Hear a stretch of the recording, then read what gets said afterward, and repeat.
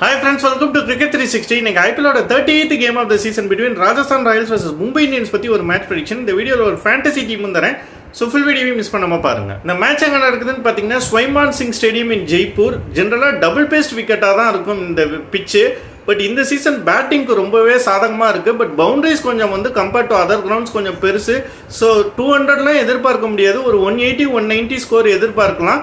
Chase பண்ணுறது கொஞ்சம் easy தான். இங்கே ஆவரேஜ் ஃபர்ஸ்ட் இன்னிங் ஸ்கோர் பார்த்தீங்கன்னா 161, average second inning score 148. Head to head record between Rajasthan royals vs Mumbai Indians பார்த்தோம்னா இது வரைக்கும் 29 கேம்ஸ் ஐபிஎல்ல மோதி இருக்காங்க. அதில் 15 டைம்ஸ் மும்பை இந்தியன்ஸும் 13 டைம்ஸ் ராஜஸ்தான் ராயல்ஸும் ஒரு மேட்ச் நோ ரிசல்ட்டாகவும் முடிஞ்சிருக்கு. இந்த சீசனில் ஃபர்ஸ்ட் கேம் பார்த்தீங்கன்னா ராஜஸ்தான் ராயல்ஸ் ரொம்ப ஈஸியாகவே மும்பை இந்தியன்ஸை ஜெயிச்சாங்க. ஃபர்ஸ்ட் ராஜஸ்தான் ராயல்ஸ் பற்றி பார்த்தோம்னா சோஃபார் இந்த சீசனில் 7 கேம்ஸில் 6 வின்ஸ் அண்ட் 1 லாஸோட டேபிளில் ஃபர்ஸ்ட் பொசிஷனில் இருக்காங்க. லாஸ்ட் கேம் கேகேஆரோட பார்த்தீங்கன்னா தோல்வியிலிருந்து ஒரு விக்ட்ரி அப்படின்னே சொல்லலாம். பட்லர் அந்த அளவுக்கு நல்லா ஃபினிஷ் பண்ணி கொடுத்தாரு. பேட்டிங் பவுலிங் ரெண்டுத்தையும் பார்க்க போகும்போது ரொம்ப most balanced side of this IPL season பார்த்தோன்னா கண்டிப்பாக ராஜஸ்தான் ராயல்ஸ் தான். அந்த அளவுக்கு பேட்டிங்லேயும் சரி பவுலிங்லேயும் சரி ஈக்குவலாக கான்ட்ரிபியூட் பண்ணுறாங்க. அதனால தான் டேபிளில் ஃபர்ஸ்ட் பொசிஷனில் இருக்காங்க. ஜெய்ஸ்வாலை தவிர அவங்களோட எல்லா பேட்ஸ்மேனுமே நல்ல ஃபார்மில் இருக்காங்க. பவுலிங்கும் அஸ்வினை தவிர மீதி எல்லா பவுலர்ஸுமே பார்த்தீங்கன்னா ஓரளவுக்கு டீசன்ட் ஃபார்மில் இருக்காங்க.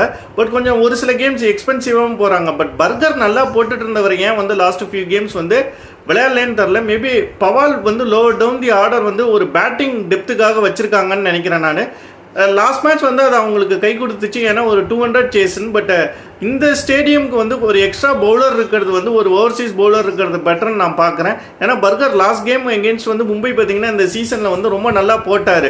என்னதான் பேட்டிங் பவுலிங் ரெண்டுமே பேலன்ஸ்டாக தெரிஞ்சாலுமே லாஸ்ட் ஃபியூ மேட்சஸ் கொஞ்சம் ஸ்லாப்பியாக சில சமயம் இருக்காங்க. ஏதோ ஒரு பிரில்லியன்ஸ்னால ஜெயிக்கிறாங்க. At the same time Mumbai இந்தியன்ஸும் பார்த்தீங்கன்னா லாஸ்ட் ஃபியூ கேம்ஸ் ரொம்ப நல்லா விளையாடுறாங்க. அவங்க துஷாரா மாதிரியான ஒரு பவுலரை கொண்டு வந்தாங்கன்னா இவங்க இதே பேட்டிங் டெப்த்தோட போனாலும் கொஞ்சம் கஷ்டம்னு சொல்லி நான் ஃபீல் பண்ணுறேன். கண்டிப்பாக ஒரு பெரிய கான்டெஸ்ட், ஒரு க்ளோஸ் கான்டெஸ்ட் இருக்கும். But still I feel Mumbai Indians have an edge. இப்போ மும்பை பற்றி பார்த்தோன்னா சோஃபார் இந்த சீசனில் 7 கேம்ஸில் 3 வின்ஸ் அண்ட் 4 லாஸோட டேபிளில் 7th பொசிஷனில் இருக்காங்க. லாஸ்ட் கேம் பஞ்சாபோட ஜெயிச்சிருந்தாலும் அது தோல்விகரமான ஒரு வெற்றி அப்படின்னு தான் சொல்லணும். ஏன்னா ஆல்மோஸ்ட் தோத்துட்டாங்க அந்த கேமு. எப்படியோ அத்துஷ் சர்மாவை கோட்ஸி அந்த 18th ஓவரில் எடுத்ததுனால கேம் சேஞ்ச் ஆயிடுச்சு. 17 for 4ன்னு இருந்தாங்க ஒரு ஸ்டேஜ் பஞ்சாபை. இந்த அளவுக்கு விட்டுருக்கவே கூடாது. அதுக்கான காரணம் அவங்களோட ஹாரிபிள் பவுலிங் அப்படின்னு தான் சொல்லணும். அவங்களோட பவுலிங்கை விட ஒரு பெரிய கன்சர்ன் பார்த்தீங்கன்னா ஹர்திக் பாண்டியாவோட கேப்டன்ஷிப் தான் மும்பை இந்தியன்ஸை ரொம்ப ஹர்ட் பண்ணுற மாதிரி நான் பார்க்குறேன். இதுக்கான காரணம் என்ன அப்படின்னு சொல்லி நம்ம பார்த்தோன்னா அவங்க பவுலிங் வீக்காக இருக்குன்னு தெரிஞ்சுமே அவர் அதே லைனப்போட தான் போயிட்டு இருக்காரு. என்னமோ அவங்க ரொம்ப நல்லா பேட்டிங் அண்ட் பவுலிங் பண்ணுற மாதிரி. ரொமாரியோ ஷெப்பர்ட் ஒரு கேம் அவங்களுக்கு பேட்டிங்கில் ஜெயிச்சு கொடுத்தாரு, ஃபைன். பட் எல்லா கேமுமே பார்த்தீங்கன்னா அவர் அதே மாதிரி விளையாட முடியாது. இன்ஃபேக்ட் அவருக்கு பேட்டிங் கிடைக்கிறதே ரொம்ப பெருசாக தான் இருக்குது. ஒரு 10 பால்ஸ் கூட மோஸ்ட் ஆஃப் த டைம்ஸ் அவர் பேட்டிங் பண்ணுறது கிடையாது. Same with Nabi. Last game பார்த்தீங்கன்னா 5 பால்ஸுக்கு கீழே தான் பேட்டிங் பண்ணார், பவுலிங் போடவே இல்லை. ஸோ இந்த 2 பேரும் அந்த டீமுக்கு ஃபிட் ஆவாங்களாங்கிறது எனக்கு ரொம்ப டவுட்டாக இருக்குது. இந்த 2ல் ஒருத்தர் விளையாடலாம், அதுக்கு பதிலாக இன்னொரு பவுலிங் ஆப்ஷன் துஷாராவை எடுத்தால் அவங்க பவுலிங்காவது ஸ்ட்ரென்தன் ஆகும். இது ஏன் ஹர்திக் பாண்டியாவுக்கும் சரி மும்பை கோச்சஸ்க்கும் சரி ஏன் புரியலங்கிறது தெரியல. இன்ஃபேக்ட் ஃபேன்ஸ் கூட துஷாரா விளையாடணும்னு சொல்லிகிட்டே இருக்காங்க. பட் இவங்க என்னன்னா தொடர்ந்து சேம் லைனப்போடையே போயிட்டு இருக்காங்க. அதனாலேயே அவங்களோட பவுலிங் ரொம்ப ரொம்ப வீக்காக தெரியுது. லாஸ்ட் கேம் எப்படியோ ஜெயிச்சிட்டாங்க. பட் எல்லா கேமும் அந்த மாதிரி ஜெயிக்க முடியாது. மும்பையோடைய பெரிய ப்ளஸ்ஸே அவங்களோட பேட்டிங் தான். பேட்டிங் டெப்த்து ரொம்ப ஸ்ட்ராங்காக இருக்குது. பட் துஷாராவை கொண்டு வந்தால் அவங்க பவுலிங்கும் இந்த மேட்ச்சில் ஸ்ட்ரென்தன் ஆகிறதுக்கு நிறைய வாய்ப்புகள் இருக்குது. ஒருவேளை அவரை கொண்டு வரலைன்னா ராஜஸ்தான் ஜெயிக்கிறதுக்கு நிறைய வாய்ப்பு இருக்குது. அவரை கொண்டு வந்தால் லாஸ்ட் ஃபியூ கேம்ஸ் மும்பை ஓரளவுக்கு நல்லாவே விளையாண்டுருக்காங்க. லாஸ்ட் கேம் ஒரு க்ளோஸ் மேட்ச் ஜெயிச்சிருக்காங்க. அது அவங்களோட கான்ஃபிடன்ஸை உயர்த்தி இருக்கும். So I predict Mumbai Indians win. இப்போ ஃபேண்டசி டீம் அண்ட் டிப்ஸ் பற்றி பார்ப்போம். ஃபேண்டசி டீம் பார்த்தீங்கன்னா இதான் என்னோட ஃபேண்டசி டீம். விக்கெட் கீப்பர்ஸாக நான் 3 பேரை சூஸ் பண்ணியிருக்கேன். ராஜஸ்தான் ராயல்ஸ்லேருந்து Jos Buttler and Sanju Samson 2 பேருமே நல்ல ஃபார்மில் இருக்காங்க. லாஸ்ட் கேம் பட்லர் செஞ்சுரியும் அடிச்சிருக்காரு. ஜென்ரலாகவே பட்லர் மும்பைக்கு எகென்ஸ்டாக ஒரு நல்ல ரெக்கார்டு வச்சிருக்காரு. லாஸ்ட் கேம் மட்டும்தான் மிஸ் அவுட் ஆனார். மற்றபடி பார்த்தீங்கன்னா எப்போதுமே அவங்களுக்கு எகென்ஸ்டாக நல்லா பெர்ஃபார்ம் பண்ணியிருக்காரு. ஸோ அவரை எடுத்து தான் ஆகணும். சஞ்சு சாம்சன் இந்த சீசன் சோஃபார் ரொம்ப கன்சிஸ்டண்ட்டாக விளையாடுறாரு.